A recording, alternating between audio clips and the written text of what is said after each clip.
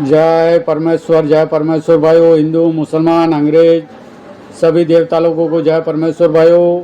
साधन उपदास महाराज की भाइयों लिखी हुई किताब जगत हित कारणी पेज नंबर 113 से पढ़ करके सुनाते।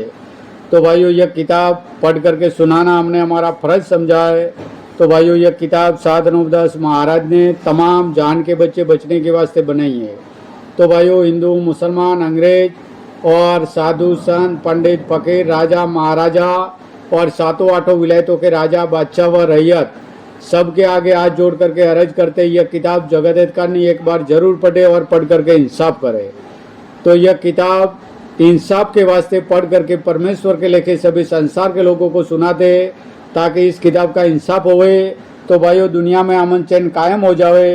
तो भाइयों आज जो भी दुनिया में खराब हो रहा है और कम उम्र में जो मौत हो जाती है वो भाइयों साधन उपदास महाराज ने बताया राक्षसी पाप से होती है।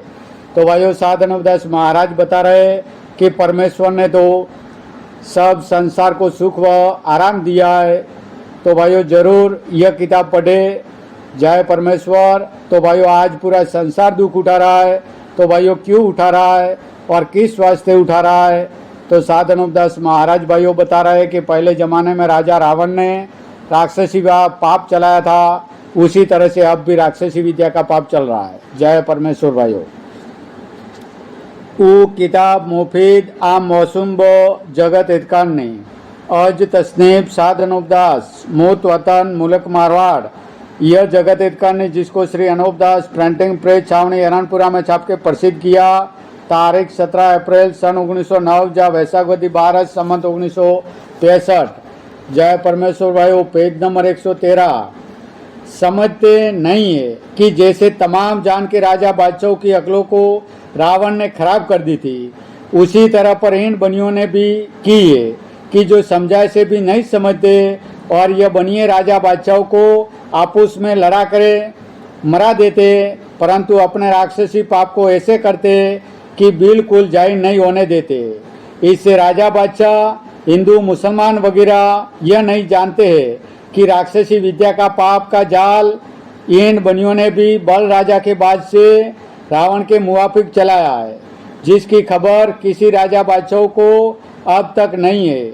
अगरचे खबर होती तो जरूर इन बनियों का जाल दफे करने के लिए बंदोबस्त करते और इन्हों का एतबार नहीं करते, परंतु बड़ी भारी अकल इन बनियों ने यह की कि पहले तमाम जान के राजा बादशाहों की अकल और रैयत की ऐसी कैद कर दिए कि जो जाल इन बनियों का जाहिरदारी में चल रहा है वो मेरे नज़दीक बहुत ही बद है, जिसको तमाम जान के लोग खास जाल ख्याल करते हैं, बल्कि बनियों की बड़ाई करके और बनियों का जाल ख्याल करके अपनी अपनी जुबान से यह कहते हैं कि यह कोई जाल बनियों का नहीं है, यह तो परमेश्वर की कुदरत है, जिससे तमाम खलकत इन बनियों का भरोसा दिल से कर रही है और यकीन से इन बनियों के जाल को कुल संसार के लोग ईश्वर की कुदरत जानते हैं और यह नहीं समझते कि यह परमेश्वर की कुदरत नहीं है।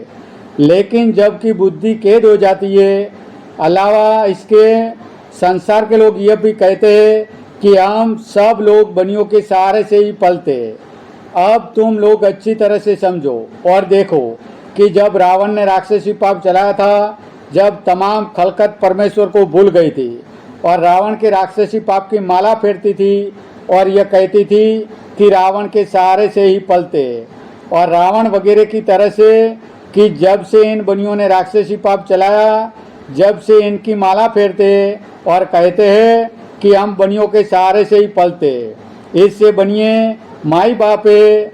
सो देखो भाई, जिस तरह से रावण के वक्त में और अन्ना कंस के और कंस राजा के वक्त में और कारून बादशाह के वक्त में परमेश्वर को भूल गए थे और उन्हों के जाल की माला फेरते थे, उसी तरह से अब इन बनियों के जाल की माला फेरते और परमेश्वर को भूल गए और बनियों के जाल को ईश्वर की कुदरत बोलते और इन्हों के जाल के ऊपर जरा भी ख्याल नहीं करते, बल्कि इन्हों के ऊपर ऐसे ऐसे लाड रखते कि जिस तरह से माँ और बाप के हुक्म को बेटा बेटी उठाते और अपने बुजुर्गों के सामने सर को झुकाते हैं। अगरचे उन बच्चों को कोई शख्स कोई बात भली बुरी कह देवे तो वो बच्चा। जय परमेश्वर भाइयों। जय परमेश्वर। जय परमेश्वर।